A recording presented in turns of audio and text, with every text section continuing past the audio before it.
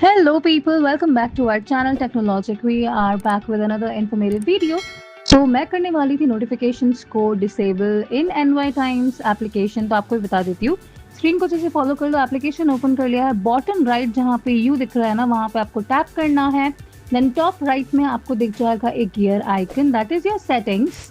सो जैसे आप उसको टैप कर देंगे तो वहाँ पे आपको ऑप्शन दिखने वाला है notification, so the bell icon.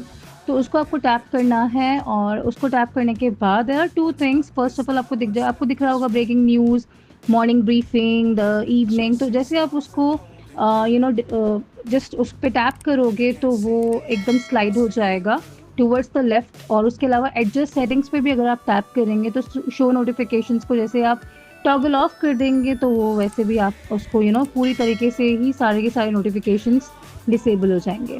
So I hope आपको ये वीडियो पसंद आई होगी। Do like share subscribe to our channel Technologic. Stay tuned, keep loving and keep watching. Bye bye.